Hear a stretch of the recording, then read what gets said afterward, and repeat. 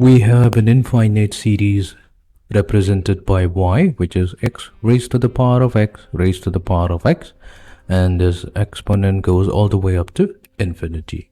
So here we'll need to find out derivative of y with respect to x for this particular infinite series. So let's begin. So we'll begin with whatever we're provided with. So here we have y equals to x raised to the power of x raised to the power of infinity. It goes all the way up to infinity, so that means we can replace the power, this entire expression, with y. Let this be equation number 1. It would mean exactly the same thing. Now what we'll do, we'll take the natural log on both sides, which will be equals to y times natural log of x. So here we have used the property of logarithm, which states that whenever we have log of a raised to the power of b, that becomes equals to b times log of a. So in our case, we have log of x raised to the power of y. So this will be y log of x. Now we'll take the derivative on both sides with respect to x.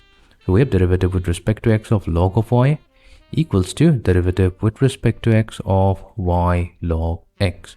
Derivative of the logarithmic function, that's 1 over y, multiplied to, since we have a y here instead of an x, so we'll have to use the chain rule. So we'll multiply it to derivative of y with respect to x. Now we'll use the product rule. So first we take derivative of y with respect to x, multiply it to natural log of x, then we add it to y times derivative with respect to x of natural log of x, which gives us 1 over y times derivative of y with respect to x equals to derivative of y with respect to x times natural log of x plus y multiplied to, so here we have derivative of the logarithmic function, which is 1 over x. Now what we'll do, we'll transpose the first term on the right hand side to the left hand side, and that gives us 1 over y minus log of x.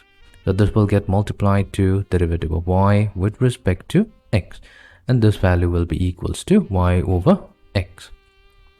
We can combine the two terms within the parentheses. So we have y as the common denominator, and in the numerator we have 1 minus y times log of x.